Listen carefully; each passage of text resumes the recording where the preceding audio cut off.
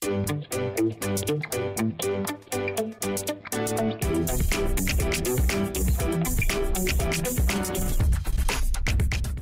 petit elfe des bois, bienvenue dans l'antre de la fée pour te raconter des histoires, mais surtout pour te raconter une histoire spécialement pour toi aujourd'hui. Une histoire qui va parler de calme, de sérénité, mais aussi de corps, de cœur et d'esprit. Oui, absolument, rien que ça, tout à fait. Est-ce que tu aimes les histoires déjà, pour commencer? Je suis sûre que oui, petit elfe des bois, tu aimes les histoires. Nous allons parler de yoga. Oui, de yoga. Mais là, tu te demandes, mais qu'est-ce que c'est donc que le yoga? Mais moi, j'y comprends rien, je ne sais pas ce que c'est. Ou peut-être en a déjà tu en as entendu parler, petit elfe futé. Dans tous les cas, ce n'est pas grave. Si tu n'en as pas entendu parler, je vais t'expliquer rapidement ce que c'est.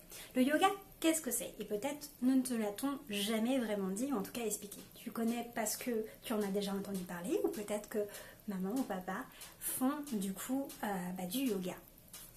Et donc le yoga, pour sa petite histoire magique et féerique, c'est une discipline qui permet d'harmoniser, d'équilibrer, c'est-à-dire, tu sais, cette émotion quand tu te sens tout simplement bien et que tout se passe bien, un peu comme quand la mer ou l'eau est au niveau du calme plat, même si de temps en temps le vent vient agiter un peu le bord de l'eau.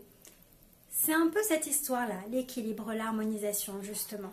Et donc l'harmonie pour ton corps, tu sais, ton corps physique, celui qui te permet de courir, de marcher, de te sentir en pleine santé et vitalité, mais aussi ton cœur, celui qui ressent des émotions et donc du coup se sent bien, en joie ou au contraire triste ou alors stressé, anxieux, ce genre de choses. Et aussi ton esprit, tu sais, un peu comme cette petite roue qui tourne avec son hamster, c'est un peu cette idée-là aussi, ton esprit, ton intellect, ce qui permet de réfléchir quand tu vas à l'école ou alors justement à des activités ludiques que tu peux avoir à la maison. Donc voilà, ça va venir vraiment, c'est une discipline qui va venir harmoniser à la fois ton corps, ton cœur et ton esprit. Donc c'est une discipline avec des exercices physiques pour ton corps, mais aussi pour ton cœur et ton esprit, et donc en pratiquant principalement de la méditation. Alors méditer, c'est un peu faire justement le silence en toi, en quelque sorte. Mais pas seulement, le silence surtout et la sérénité, le fait que tu sois en paix, que tout aille bien à l'intérieur, un peu comme l'équilibre dont je te parlais. Justement, c'est un peu ça. Et on verra ensemble comment faire justement le silence en toi. Nous allons tous les deux voir ensemble 3 pratiques ou 3 postures si tu préfères. Et je vais t'expliquer à quoi elles servent et comment est-ce que tu vas te sentir ou qu'est-ce que ça va t'apporter. Est-ce que tu es prêt? On y va? C'est parti! Alors, notre première posture est la posture de l'enfant, aussi appelée la posture du bébé. Non, tu n'es plus un bébé, bien évidemment, tu es un grand ou une grande, un grand petit elfe des bois ou une grande petite elfe des bois, ça c'est certain. Et justement, cette posture en fait va te permettre de t'apporter calme et sérénité. Par exemple, lorsque tu vas aller t'endormir ou lorsque tu te sens anxieuse ou que tu es dans une situation qui te met mal à l'aise ou dans laquelle tu ne te sens pas bien. Cette posture va détendre un peu la petite roue que tu as dans ta tête avec son hamster, tu sais, celle qui pense tout le temps et qui fait que tu as plein d'idées, notamment créatives. Elle va favoriser en fait un retour au calme, oui, au calme. Elle va être bénéfique pour ta respiration et on va voir justement ensemble dans la posture d'après quelle est la meilleure façon pour toi de respirer, mais aussi va être très bonne pour ton dos. Et oui, ça va permettre vraiment de le tonifier. Ça va permettre aussi extrêmement bien de te préparer pour aller dormir.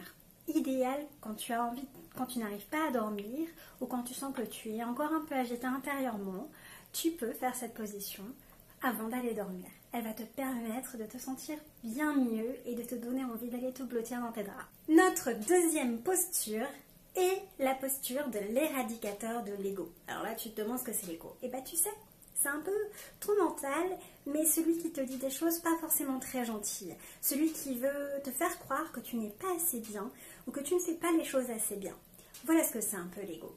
Et puis c'est un peu justement le côté négatif, mais pas seulement. C'est un peu plus compliqué que ça. Mais bien évidemment, le plus important à savoir pour toi, c'est que ça permet vraiment de faire taire un peu toutes ces petites voix dans ta tête, enfin tout ce que tu peux te dire qui n'est pas forcément positif pour toi, qui ne te fait pas du bien, qui te met dans des mauvaises émotions et dans des mauvais états. Voilà, c'est vraiment ça en fait, éradiquer ton ego. C'est-à-dire lui dire de se taire, de faire le silence en toi. Tiens, justement, on va voir comment on fait tout de suite. Je te recommande vraiment de le faire après en fait avoir regardé cette vidéo pour prendre vraiment le temps. Mais on le fait déjà ensemble pour que tu vois ce que ça donne.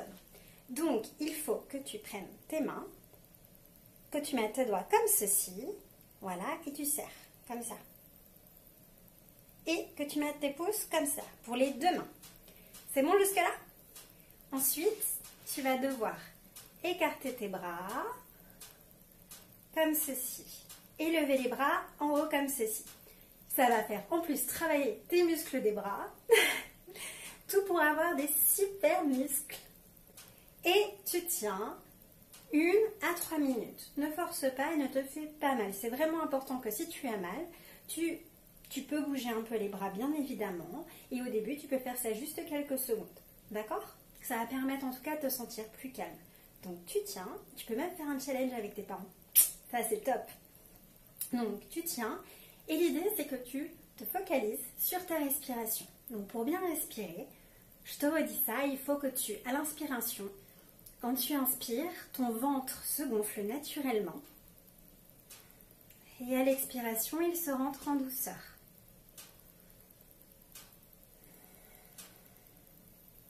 Tout simplement. Et tu peux mettre un compteur, tu peux demander à tes parents, ou à ton grand frère, ta grande sœur, de mettre, si tu en as, de mettre un compteur. C'est parti! Notre troisième posture est la suivante.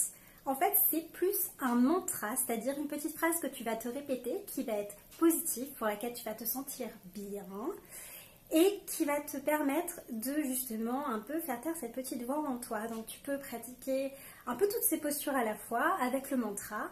Et là, c'est tout simple en fait. Tu as vu avec Alice dans sa super vidéo sur les points d'ancrage. Et bien maintenant tu sais faire, donc je vais t'apprendre un nouveau point d'ancrage moi aussi, un spécifique pour t'apporter plus tout simplement de calme à l'intérieur de toi. C'est parti, on y va? Il faut que tu répètes d'abord cette petite phrase dans ta tête. La paix commence avec moi. La paix commence avec moi. La paix commence avec moi. La paix commence avec moi. Et donc le point d'ancrage c'est avec les mains. Tu peux faire ceci avec tes doigts. Un mot, un doigt. La paix commence avec moi. La paix commence avec moi. Tout simplement. Et tu peux faire ça à n'importe quel moment de la journée. Tu peux même peut-être l'apprendre à tous tes petits elfes amis. Ça te dit? Et voilà, maintenant tu as toutes les astuces pour être plus calme, plus serein, tout simplement plus en harmonie avec ton corps, ton cœur et ton esprit au quotidien. Je te laisse t'entraîner pour que tu deviennes un super petit yogi elfe des bois. Et je te dis à très bientôt. Tout plein de bisous. Le petit hobbit joufflu que tu es doit s'abonner à la chaîne du Akacho.